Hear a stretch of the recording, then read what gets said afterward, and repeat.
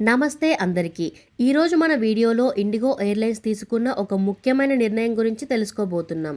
భారతదేశంలో అతిపెద్ద private airline అయిన ఇండిగో ఇప్పుడు పెద్ద ఎత్తున పైలట్ల నియామకాలు చేయడానికి సిద్ధమైంది.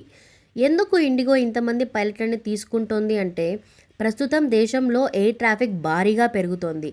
ప్రయాణించే వారి సంఖ్య రోజురోజుకు పెరుగుతున్నందున విమానాలను నడిపేందుకు పైలట్లు చాలా అవసరం అవుతున్నారు. ఈ నేపథ్యంలోనే ఇండిగో మొత్తంగా 900 మంది పైలట్లను తీసుకునే ప్లాన్ ప్రకటించింది.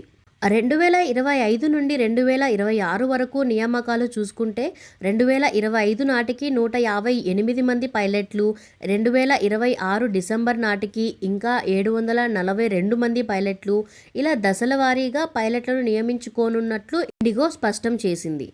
ట్రైనింగ్ అండ్ గ్రౌండ్ స్టాఫ్ వివరాలకు వస్తే, పైలట్లతో పాటు 250 మంది జూనియర్ ఫ్లైట్ ఆఫీసర్లకు ప్రత్యేక శిక్షణ ఇవ్వనున్నారు.